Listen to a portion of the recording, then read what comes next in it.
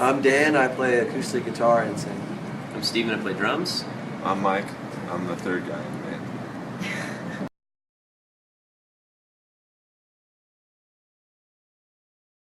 Well, it turns out that Mike was working on a comic book for a while.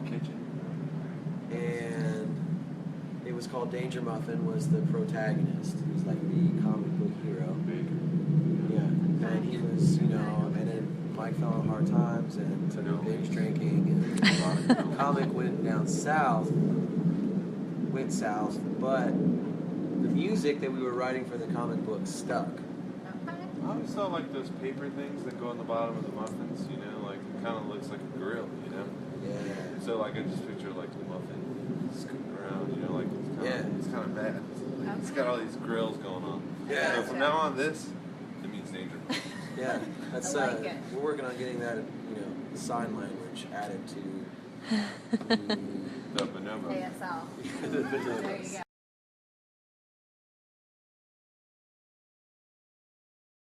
Steven? Oh, well, mine's all over the map. I'm a huge fan of world music and jazz and songwriting and songwriters. So for me, I kind of draw from a whole lot of different places. But that's the thing I really like about this band, is that there's room to bring a lot of different things from everybody. And we kind of all meet in the middle, and it sounds like it sounds. I get into a lot of like folk music is kind of where my roots are. When I was really young, it was like heavy metal, and then it turned into folk music, so I guess I'm somewhere in between that. But I don't listen to heavy metal anymore, come on. I was not allowed to like rock and roll or country when I was in high school because my friends would have been like really mad. So I listened to rap and hip hop and stuff. Should have seen the pictures. Aaliyah and Craig Mack, Montel Jordan. Oh, yeah. Right? Good stuff, good stuff. And then I started playing the guitar and I realized that it didn't fit rap music as much. So I don't know. And I love Jerry Garcia. That's it. No more. I'm done. Next question.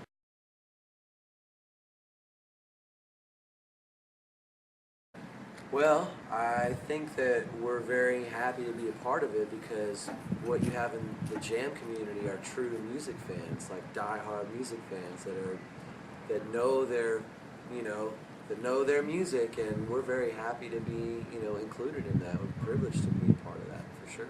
That's great.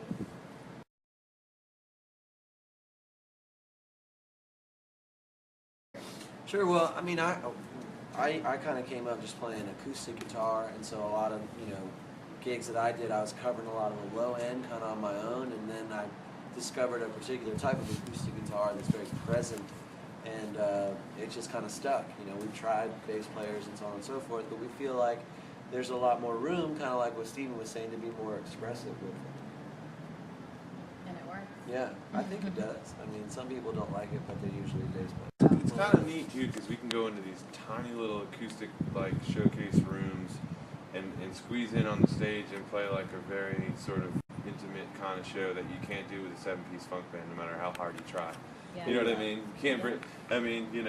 You bring in the entire percussion rig and 15-piece drum kit, and it's like bigger than all the stuff that we have in our whole band. A lot of those bands have. So it's like. It's this whole trimmed down efficiency thing, We travel in a 9-passenger van and it works, just like the one on your shirt. Catharsis is dodge. We say if you can't dodge it, ram it. Nice. Nice. And we gotta say something right. Words to live by.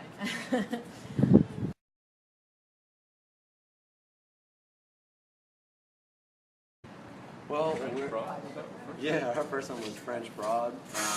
Last year we were part of Floyd Fest. This year we're doing Wani and Mountain Jam and summer camp, like a pre-party out there. And we have some other ones that I don't think we're technically allowed right now. So there are definitely some more large ones coming up for us this year.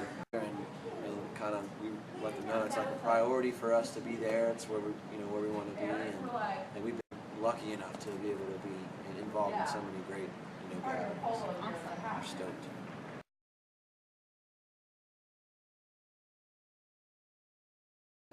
Steven? Wow, there's a whole bunch of them. Well, how about pick one?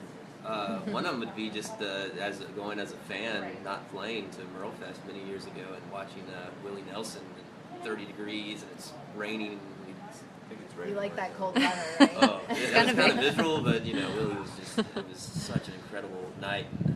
Yeah, it was really. I don't know. We had a great time at Floyd Fest last year. We played on one of the bigger stages, and it was kind of early on. It was kind of hot, but we had a real nice crowd on the hillside, and it was just what a great vibe, a great scene to be a part of. So probably for me, so far Floyd Fest was my favorite. Nice. I'm gonna go with the first festival we did. We played at like 11:30 in the morning, and it was the French Broad River Fest, just because that was like 2-3 years ago when we first started cracking into the scene a little bit. And, we brought a bottle of whiskey, Wild Turkey, out on the stage. We're like, it's 11:30. We're the first band playing. It was raining. Strapped on the cowboy boots, and we're like, let's just go out there and give them hell, And so we started drinking out of the bottle on the stage. And next thing you know, we're like, we're offering it to everyone in the crowd, and they're all coming up and drinking out of the bottle. Yeah, we just slammed it on the stage, and we're like, this thing better be gone by the end of the Yeah, set. and it was, and and everybody had such a blast. It was like, for me, it was a good moment because it was the difference between playing some establishment where people have to act proper and being in the middle of the woods somewhere where people are just like running around screaming and getting drunk at 11:30 in the morning. Yeah. That's fun.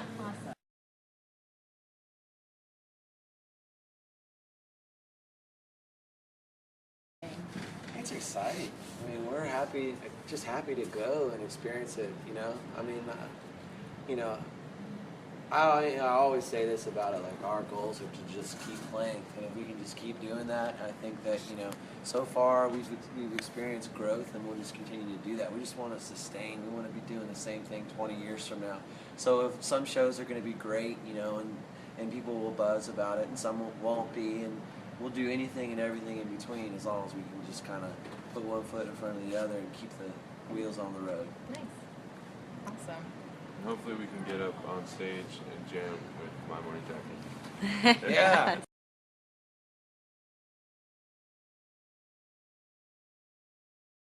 Good question. The headline, because it's such a, such a different thing. It's like, I don't know. Certain bands that I'm a big fan of, like Bon Iver, or like more introspective things that I would just want to like watch and drool over a little bit. You know what I mean? Like, I wouldn't want them to headline, but maybe the new Master Sounds for me. Yeah. Love that band. They're great.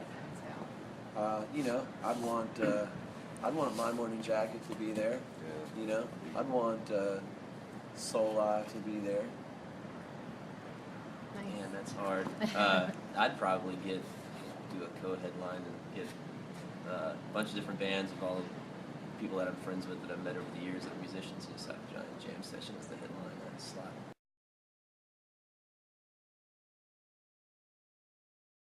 Actually hung out with the DJ who runs Jam On. I think he's the program director as well. Mm-hmm. Ari Fink is his name. Great Nice. guy. Yeah.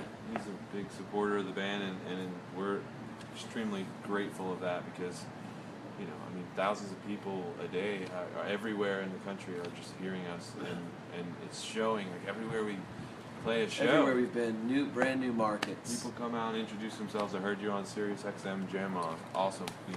What else can you ask for? In our It's great. position. So. We're very grateful. That's the right word. Awesome.